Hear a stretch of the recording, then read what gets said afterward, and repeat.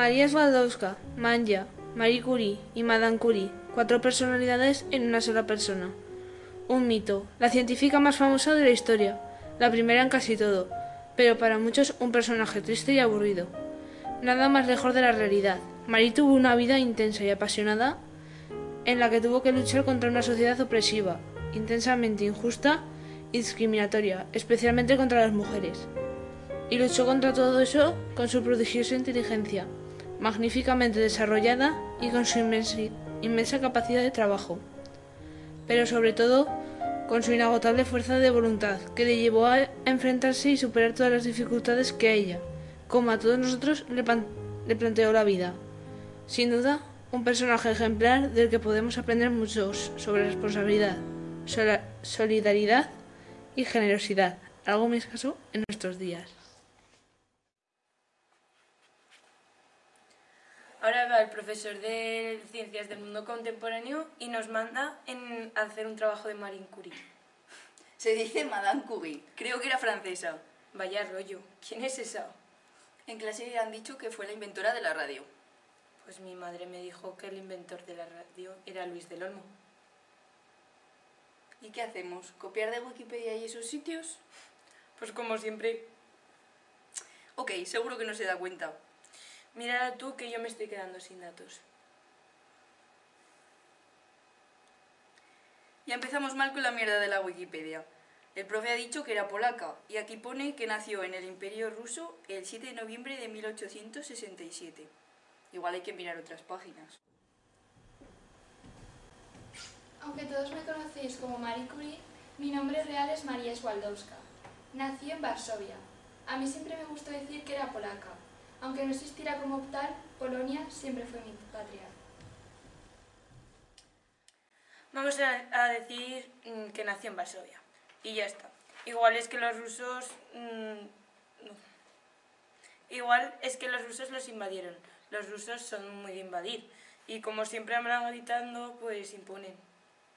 Y se llamaba María Skłodowska, o algo así. Vaya nombrecito.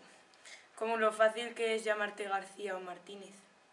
No me extraña un pelo que fuese lista. La pringada era hija de un maestro y de una maestra. Seguro que le daban la chapa para estudiar todo el día. Me gustaba mucho leer, y con solo 4 años ya superaba en lectura a mi hermana Bronia, 2 años mayor que yo. Era tan fácil y me costaba tan poco, no sé por qué se enfadaba. La lectura para mí fue una vía de escape en los momentos más difíciles. Parece que tuvo una infancia muy difícil. Polonia estaba dominada por Rusia, de forma violenta y que parecía Y para aprender la cultura y la lengua polaca tuvo que ir a clases a escondidas. ¡Qué moral! Nosotras que nos escondemos para no ir y ella hacía esfuerzos para hacerlo. Los rusos nos prohibieron la cultura polaca, incluida la lengua, y para aprender de la historia de Polonia debíamos acudir a clases clandestinas. Recuerdo con horror las visitas del inspector. Como yo era la alumna más adelantada de la clase, la profesora me preguntaba en ruso, sabiendo que dábamos las clases en polaco. Recuerdo que cuando se iba siempre acababa llorando. En 2 años perdió a su hermana mayor, Sofía, enferma de tifus, y a su madre por la tuberculosis. Y era una niña. Tenía solamente 10 años cuando esto ocurrió. ¡Qué putada! Su madre no le hacía caso para que no le contagiese la tuberculosis. ¡Qué cosa tan rara! Tiene que ser muy difícil para una niña entender eso. Pensaría que no le quería, o simplemente que siempre hacía las cosas mal. Seguramente por eso era tan perfeccionista. Intentaba hacer todo bien y casi siempre lo consiguió. ¡Qué tía! Mi madre jamás me cogió en brazos ni me besó. Yo la quería tanto y ella me echaba de su lado y me mandaba a jugar al jardín. Nunca entenderé la causa de aquel rechazo que me hizo ser tan desgraciada, y nunca la pude entender ya que murió cuando yo era muy niña. Siempre quise que ella estuviera orgullosa de mí. Con 14 años se graduó en secundaria y fue la mejor. Le dieron la medalla de oro. A esa edad tú y yo estábamos perdiendo el tiempo en segundo de la ESO. Y se puso enferma de tanto sufrir y esforzarse por conseguir los mejores resultados. Normal, Eso de estudiar tanto debe de ser malo. Por eso nosotras no le damos a lo de estudiar. No vaya a ser que por eso nos pongamos malas. Dímelo a mí, que el otro día tuve un examen de lengua y estudié el día de antes y parece que me ha pasado factura. Estoy fatal. ¿Y eso? Que saqué un 2,5. Se la llevaron al campo para pasar una temporada de reposo en casa de unos familiares. Imagínate que tus padres te mandan al pueblo. Además sin internet. Yo me muero. Yo igual. En el pueblo no hay casi cobertura. Seguro que después pudo seguir estudiando donde quisiese. Una tía tan lista. ¿Qué va? Como tenía poca pasta, no pudieron mandar a sus hijas a estudiar al extranjero. Y en Polonia no dejaban a las mujeres ir a la universidad. O sea que lo del machismo no es solo cosa de ahora. Ya ves, tía. Y entonces decidieron mandar a su hermana Bronia a París a estudiar medicina mientras María se tendría que poner a trabajar de institutriz, o sea, cuidando a niños, para pagar dinero y pagar los gastos de su hermana. Y si podía ahorrar para los suyos, pues mejor. Cuando Bronia acabase los estudios y tuviese dinero, María podría ir a París a estudiar. Bronia se merecía ir a París. Era una chica muy inteligente e iba a ser una gran médico. Cuando acabara sus estudios en París, vendría a ayudar a nuestro pueblo. Yo era más joven y podía esperar. Ya llegaría mi oportunidad. Ahora sí, no fue nada fácil. El trabajo era difícil. Solo podía disfrutar en los ratos que leía y estudiaba. Por ejemplo, llegué a leer 3 libros a la vez. Uno de sociología, otro de anatomía y otro de física. Y podía leer poemas en 4 idiomas: ruso, alemán, francés y polaco. Fueron casi 5 años trabajando y aprovechando muchas horas para leer y estudiar por su cuenta. Y la historia pudo cambiar para siempre. María se enamoró de Kazimierz Zobrowski, que era el hijo de la casa en la que trabajaba. Kazimierz estudiaba matemáticas y Marie se enamoró de su inteligencia. Los padres de él les dejaron jugar un tiempo, pero cuando comenzaron a hablar de matrimonio no aceptaron la relación. Igual que me pasó a mí con el Jonathan. Imagínate una tía tan lista, colgada de un chulito y cargada de hijos en lugar de seguir estudiando. Creo que este caso es un poco distinto al tuyo. Pero ella lo pasaría muy mal. Es muy chungo que te prohíban hacer lo que tú quieres. Dímelo a mí. Pero míralo desde otro punto. Te hicieron un favor enorme. Gracias a eso pudo ir a París y más tarde y no quedarse ahí, en Varsovia encerrada. ¿Y al final qué le pasaría? Espera, leo aquí que siguió trabajando de institutriz en la casa, pero en una tensa relación con los padres. Realmente llegué a estar muy enamorada de Kazimierz, pero yo no era lo suficiente para su familia. Ni a mi peor enemigo le deseo tal infierno. Tuve que soportar a la familia Zobrowski durante más tiempo. Pues tela, ¿te imaginas estar en una casa en la que no te aceptan? Y además trabajando. Lo que le faltaba. Me lo imagino, pero yo no aguantaría sin decir 4 cosas. María aguantó unos meses. Le pagaban bastante bien, pero acabó cambiando de familia y finalmente volvió a Varsovia con su padre. Aquellos años como institutriz me endurecieron y ayudaron a fortalecer mi personalidad. Tuve que aprender a callar mis opiniones y a hacer cosas de las que no me apetecía. Quizá sin esa experiencia mi vida no hubiera sido igual. Ahora sí, en esos años aprendí que lo mío era la matemática pura y sobre todo el romanticismo y el descubrimiento científico. Ahora tenía muy claro que iba a luchar por conseguirlo. Y durante unos meses continuó estudiando por su cuenta y acudiendo a la Universidad Libre y Volante, una especie de universidad clandestina.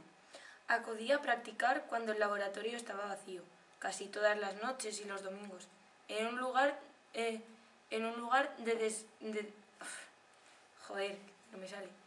En lugar de descansar, se pasaban los ratos libres en el laboratorio. ¿Ves cómo es una tía muy rara?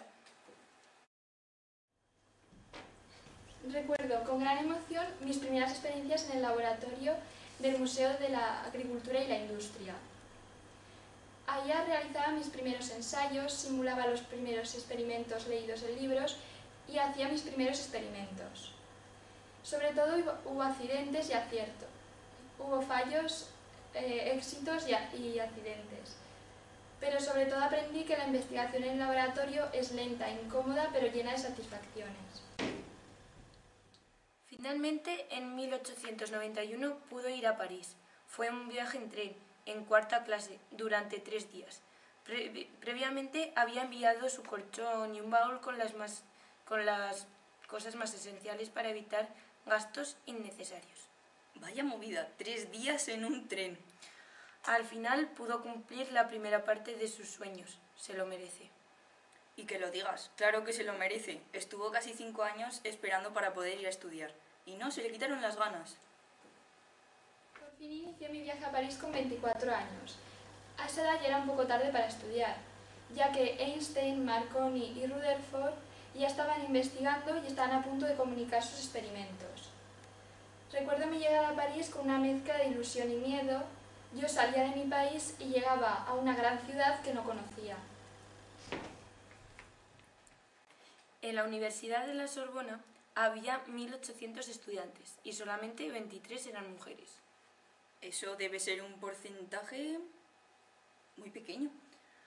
Al menos podría tener muchos novios para elegir. Mira que eres burra. Además, se puso a estudiar como una loca. En 2 años se graduó en física y en 1 año después en matemáticas. ¡Qué bestia! Fue la primera de su promoción en física y la segunda en matemáticas. Debía ser tan lista como la Lisa Simpson. Por lo menos. Eran tiempos de hambre y frío, y mis escasos 3 francos debían de pagar mi habitación y su calefacción, el aceite de la lámpara, mis cuadernos, mis libros y mi matrícula universitaria. Claramente no llegaba para todo.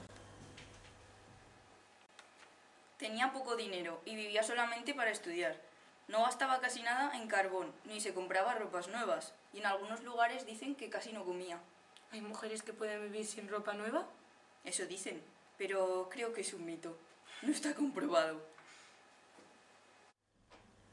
De vez en cuando las cosas no me salían como yo quería. Recuerdo una vez que me mareé y se había descubierto que había dormido solamente 4 horas y que había comido una lata de rabanitos y media libra de cerezas. Pero claro, aquel día el trabajo en el laboratorio fue muy productivo y había merecido la pena. Fueron 3 años intensos de estudio solitario. Pese a todo, estaba muy contenta en Francia y decidió afrancesar su nombre. Ya se hacía llamar Marie. Y así sería conocida en todo el mundo, aunque todavía su apellido no era Curie. ¿Y esta tía no tenía novios ni nada? Novios. Un día le presentaron a un científico francés, Pierre Curie. Comenzaron a hablar y enseguida se sintieron cómodos. Eran 2 frikis, algo inadaptados pero muy inteligentes. Parecen 2 almas gemelas, dos raritos juntos y ya casi nunca se separaron, ¿no? Y eso que Pierre era 9 años mayor que ella. 9 años. A Marie le iban los maduritos. Luego nos dicen que aprendamos de nuestros pasados. Sí, si yo salgo con alguien mayor que yo, mi madre me arranca la cabeza. Pierre creía que una esposa era un ser inconveniente, y yo pensaba lo mismo en la vida de un científico, pero entre nosotros había un magnetismo especial. Al final se casó con Pierre Curie. Seguro que hicieron un gran bodorrio. ¿Qué va? Hicieron una boda vestidos de calle y de regalo de bodas se compraron 2 bicicletas. Nuestra boda fue el inicio de la etapa más feliz de mi vida. Me hice un vestido que podía llevar a diario y compramos 2 bicis para recorrer el campo y los alrededores de París en nuestro viaje de novios. Pero lo más importante es que siguieron cada uno de ellos con sus proyectos de investigación, hasta terminarlo e inmediatamente se pusieron a trabajar juntos y se sumaron las mentes brillantes que los tenían. Era un momento muy importante. Se estaban produciendo importantes trabajos en los campos de la física y de la química. Así es, poco antes un tal Röntgen había descubierto los rayos X y Becquerel comenzaba a experimentar con una nueva propiedad de algunos elementos como el uranio, la fluorescencia. No tengo ni idea de lo que es eso, pero parece realmente importante. Una vez terminados nuestros trabajos sobre el magnetismo, empezamos a trabajar sobre los estudios de Becquerel y esa nueva sustancia. Utilizamos un aparato descubierto por Pierre y su hermano, que nos ayudaba a medir los resultados más exactos. Pronto empezamos a obtener resultados desconocidos y decidimos denominarlo como radioactividad. Fue capaz de descubrir cosas que otros científicos brillantes como Becquerel no pudieron alcanzar. Pese a estar muy cerca de ellos, Marie tenía esa inteligencia que distinguía a los genios. ¿Como yo? Y además se limitaron a trabajar con el uranio. Descubrieron que otros materiales como el torio poseían la misma propiedad y descubrieron que el Petzblenda, o como se diga, poseía una radioactividad muy superior a lo esperado por su contenido de uranio, aunque era muy complejo demostrarlo. ¿Petzblenda? ¿Eso se come o qué? No sé. No. Ay. Joder, no seas bruta. Es una roca. Ah, ¿y qué hicieron? Yo lo hubiese mandado a la mierda. Incluso para ellos lo más lógico hubiera sido olvidarlo. Pero decidieron intentar aislar esos posibles nuevos elementos. Un trabajo inmenso. Pierre abandonó sus estudios para colaborar con Marie. Trajeron una tonelada de verdad. tonelada de Petzblenda desde la actual República Checa. En esa época era muy raro que un hombre dejase sus trabajos para colaborar con su mujer. En esa época y ahora, lo más frecuente es lo contrario, que las mujeres dejemos lo nuestro para ayudar a los hombres. Pronto encontramos un material que era muy difícil de separar del bismuto. Lo decidimos llamar polonio en honor a mi patria. Resulta que era 400 veces más radiactivo que el uranio, pero decidimos seguir buscando, entre gases irrespirables y temperaturas altísimas. Aún no sé cómo podíamos trabajar en aquellas condiciones. Y pagaron con su dinero el transporte del mineral de Petzblenda. Comenzaron un terrible proceso de tratamientos químicos y destilaciones tomando el mineral de 20 en 20 kilos. Tendría que ser un trabajo durísimo, realizado en pésimas condiciones y una atmósfera casi irrespirable. Para trabajo durísimo el mío, que me tengo que levantar temprano antes de ir al instituto para arreglarme el pelo.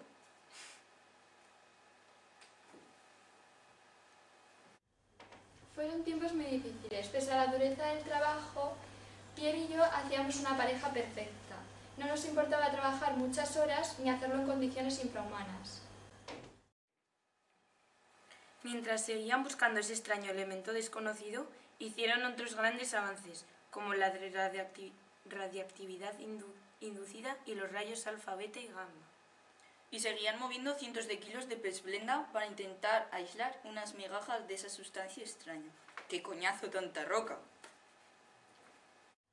A principios de 1902 conseguimos aislar la cantidad suficiente de una nueva sustancia para poder denominar su espectro y su peso atómico. Acabábamos de descubrir el radio. Estábamos enamorados de este maravilloso elemento y de su maravillosa fluorescencia. Supongo que sacarían una pasta de sus descubrimientos. ¿Qué va? Decidieron que sus descubrimientos estarían a disposición de todo el mundo y renunciaron a patentarlo, o como se diga esa palabra, y al dinero que podían ganar. Pues yo me hubiera comprado ropa con el dinero de ese descubrimiento. Pero ellos eran de otra manera. ¿Todavía no te has dado cuenta? En 1903 presenté mi tesis doctoral y para mi sorpresa fue el primer título otorgado a una mujer en cualquier campo en Francia. Tantas mujeres valiosas antes que yo y ninguna pudo llegar a estudiar hasta ese punto. Al menos ese año le dieron el premio Nobel compartido con Pierre y Becquerel. Sí, pero casi no le dan nada. Al principio era para Becquerel y para Pierre Curie.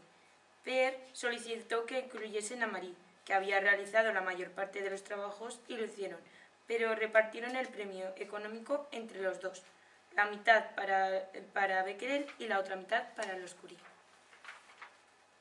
Las mujeres no contaban para nada en la Europa de 1903. Pues esto a mí me toca mucho la moral. Veo muy injusto que no valorasen a la mujer, además una mujer tan lista como Marie. Premio Nobel de Física de 1903 para Pierre y Marie Curie. En reconocimiento de los extraordinarios servicios que han dado sus investigaciones conjuntas sobre el fenómeno de la radiación descubierta por el profesor Henri Becquerel. Los premios solamente nos sirvieron para poder financiar nuestras investigaciones y para poder mantener a nuestras hijas. Lo demás, la fama, las entrevistas, los curiosos de laboratorio eran serios inconvenientes en nuestra vida cotidiana. En una ocasión, a Pierre le concedieron la Legión de Honor de la República Francesa, y él en su carta de rechazo dijo que él no quería ser galardonado, sino disponer de un laboratorio. A Pierre le dieron como consecuencia del premio Nobel una cátedra de física en París y Marie obtuvo un puesto de profesora a tiempo parcial en una escuela femenina. Otra vez las diferencias de género. Siempre las discriminaciones. A pesar de la fama, siguieron trabajando intensamente en la extracción del radio. Quizás por eso Marie tuvo un aborto en 1904. Seguramente, aunque en 1905 tuvo a su segunda hija, Eve. La tía era una pasada. Trabajaba como una bestia en su laboratorio y encima cuidaba de sus hijas. Y ahora dice la gente que no puede con todo. Con 38 años tuve a mi segunda hija, la pequeña Eve. Fue un momento muy feliz después del aborto del año anterior. De momento podía conllevar muy bien mi trabajo y mis hijas. Pese a tener algunos datos muy evidentes, no actuaron como si fuesen conscientes de la peligrosidad de sus descubrimientos. Parecía no querer ver que sus hijos científicos podían hacer enfermar y matar a las personas. Quizá por eso el uso del radio se fue extendiendo y se hicieron diversos productos con ese elemento. Agua, chocolate, pasta de dientes e incluso condones. Hay que estar muy loco para comer un producto radioactivo. O para colocárselo en ciertas zonas del cuerpo. Pero pensaban que les curaba. Los seres humanos somos así de pardillos con estas cosas. Y seguro que eran muy caros, que las cosas caras curan más. Tampoco. El matrimonio Curie quería ser consciente del peligro que corrían. Siguieron trabajando sin protección y así les fue. Fíjate cómo tuvo que ser la cosa que todavía hoy es necesario utilizar protección especial para manipular sus cuadernos o sus ropas de trabajo, debido al elevadísimo nivel de radiación que contienen.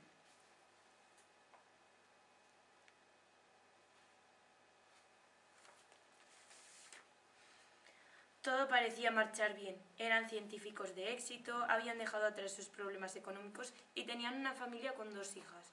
Por fin un poco de justicia.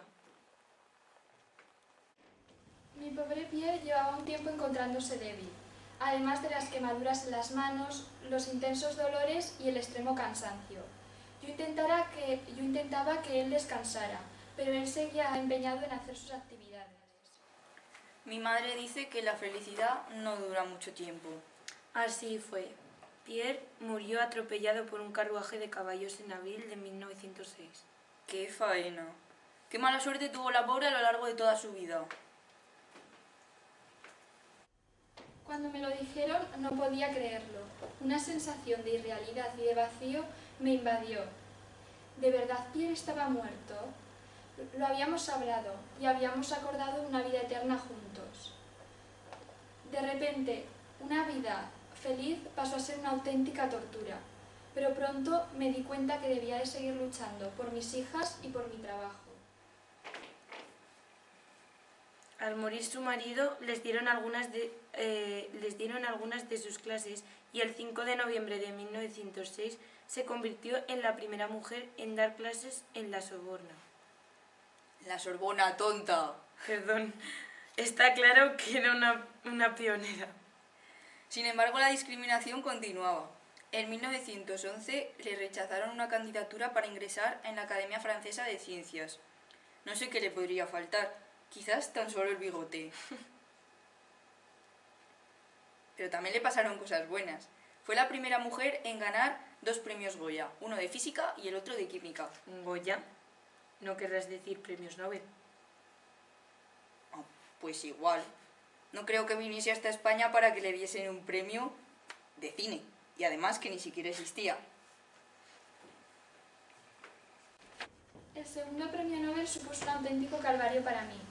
Se hizo pública mi relación con Paul Langevin, y la prensa me criticaba por tener una relación con un hombre casado.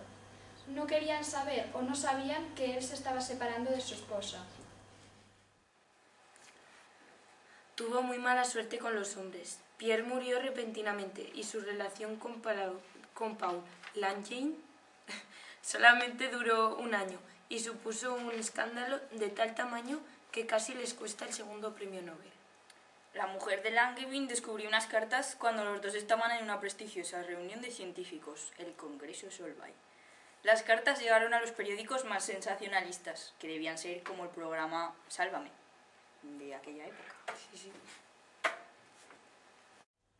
El comité del Nobel me escribió y me dijo que de haber sabido mi relación con Paul, no me hubieran concedido aquel premio, y me pedían por favor que no acudiera a recogerlo.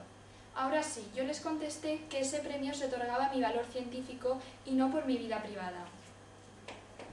Premio Nobel en Química en 1911 para Marie Curie. En reconocimiento a sus servicios para el avance de la química al descubrir los elementos radio y polonio por medio del aislamiento del radio y el estudio de la naturaleza y los componentes de este sorprendente elemento. Me sentí muy defraudada, tanto por la actuación global como por la actuación de Paul, que al final olvidó nuestra relación y siguió con su esposa. ¿Es tan difícil tratar a las mujeres igual que a los hombres? ¿Es tan difícil saber que una mujer es un ser adulto con capacidad de decisión, total autonomía y libertad? Al final decidí olvidarlo todo y seguir con mi vida, mis hijas y mi trabajo. En 1914 se terminó en París la construcción del Instituto del Radio, más conocido como Instituto Curie, que se dedicó al estudio de tratamiento del cáncer, por expreso deseo de Marie. Cuando empezó la Primera Guerra Mundial, Marie Curie fue consciente de su importante labor. ¿Y qué hizo? Arriesgó su vida una vez más para transportar un gramo de radio de París a Burdeos, ante la posibilidad de que la ciudad fuera tomada por los alemanes. Qué valiente y qué comprensible. Al llegar la guerra no podía quedarme al margen. Con lo que nos había costado descubrir el radio, no podía llegar a caer en manos de los alemanes.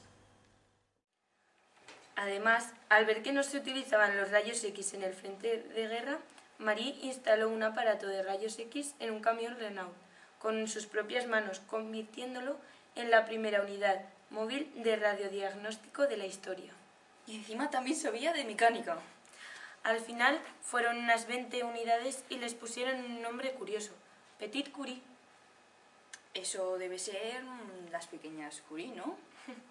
Y ella y su hija Irene viajaron en esos vehículos para atender a los soldados heridos en el frente durante los 4 años de guerra. Seguro que salvaron miles de vidas y ayudaron a reducir el sufrimiento de muchas personas. ¡Jo! ¡Qué tías! Yo no me hubiese atrevido. Ni yo, con lo medical que soy. Fue maravilloso descubrir que los equipos portátiles, los Petit Curie, habían ayudado a nuestros soldados y a sus aliados. Por fin podía devolver a Francia con mi esfuerzo el que me acogiera y en el país donde viví tantas cosas felices. Después de la guerra disminuyó mucho su actividad investigadora. Creo que comenzaba a estar hecha polvo por sus múltiples dolencias. Y además debería de estar cansada con tanto trabajar. Ya se merecía algo de descanso. Descanso no tuvo mucho. Hizo varios viajes a Estados Unidos para recibir diversos reconocimientos y recaudar fondos para sus trabajos contra el cáncer. Mis últimos años me permitieron conocer a muchas personas, recibir muchos reconocimientos y conseguir fondos para poder financiar las investigaciones del Instituto del Radio. Pero cada vez me sentía más débil y me costaba más hacer mis actividades cotidianas. En esa época colaboró de forma muy directa con su hija Irene, que en 1935 conseguiría otro premio Nobel, junto a su marido Frederick Joliot, por sus trabajos sobre la radioactividad artificial. Estaba muy claro que era una familia de empollones. Sí, y además muy trabajadores. Mi hija Irene y su marido Frederick también eran científicos como yo. Y no solo científicos, sino que eran grandes científicos. Seguro que Pierre estaría muy orgulloso de su hija mayor.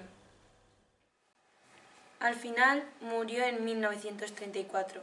Todo parece indicar que la causa fue la leucemia o alguna enfermedad parecida, causada por el exceso de radiación. Normal. Se pegaba todo el día en el laboratorio, dale que te pego con el radio. Y acabó como tenía que acabar. Lo cierto es que la vida de esta tía fue la mar de interesante. Y hemos podido aprender unas cuantas cosas de ella, de su época y de la discriminación de las mujeres. Igual el profe de CMC tenía razón cuando nos ha dicho que merecía la pena conocerla. Perdonad que os moleste, pero ¿de verdad os ha interesado la vida de esta señora? Ha estado guay. Se podría hacer una peli. Dice, si queréis os puedo contar más cosas sobre la vida de esta señora. Vale, así nos quedará más chulo el trabajo. Os voy a decir una frase que para mí resume la vida de Marie Curie. Dice así: la vida no es fácil, pero para ninguno de nosotros. Pero, ¿qué importa? Hay que perseverar y sobre todo tener confianza en uno mismo. Hay que sentirse dotado para realizar alguna cosa y que esa cosa hay que alcanzarla cueste lo que cueste. Pues sí que tienes razón. Igual deberíamos intentarlo, ¿no te parece? Sí, pero igual es un poco cansado, no sé yo. Madame Curie es, de todos los personajes célebres, el único que la gloria no ha corrompido. Cuando una personalidad tan destacada como la señora Curie llega al fin de sus días, no debemos darnos por satisfechos, solo con recordar lo que ha dado a la humanidad, con los frutos de su trabajo. Las cualidades morales de una personalidad tan destacada como la suya quizás tengan un significado aún mayor para nuestra generación y para el curso de la historia que los triunfos puramente intelectuales. Fue una gran suerte para mí poder relacionarme con la señora Curie durante 20 años de sublime y perenne amistad. Su grandeza humana me admiró cada vez más, su fuerza, la pureza de su voluntad, su austeridad para consigo misma, su objetividad, su juicio incorruptible. Todas estas cualidades eran de un carácter tal que pocas veces se hallan en un mismo individuo.